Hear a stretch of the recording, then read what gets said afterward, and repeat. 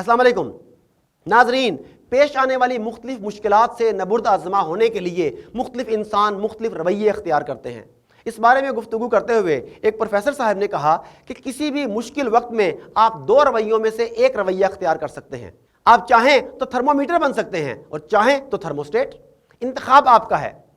आइए समझाता हूं।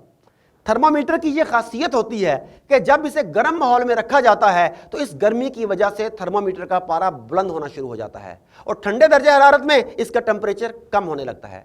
इसी तरह थर्मोमीटर टाइप लोग अपने आसपास के माहौल से मुतासिर होते हैं और इनकी कारकर्दगी और रवैये का तमाम तर इन्हिसार अपने गिरदोपेश में रूनुमा होने वाले वाक़यात और इनके असरात पर होता है। जबकि थर्मोस्टेट की यह खासियत होती है कि इसके अंदर दर्जा हरारत को कंट्रोल करने की सलाहियत होती है। बाहर का दर्जा हरारत जितना भी हो, ये अपना दर्जा हरारत कंट्रोल में रखता है और बाहर के गैर मुवाफिक दर्जा हरारत के बावजूद खुद को बेहतरीन कारकर्दगी के लिए बेहतरीन हालत में एडजस्ट कर लेता है। इस टाइप के लोग अपना काम हर तरह के हालात में जारी रखते हैं।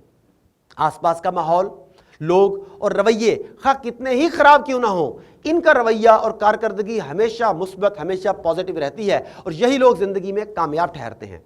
आप क्या हैं, थर्मोमीटर या थर्मोस्टेट?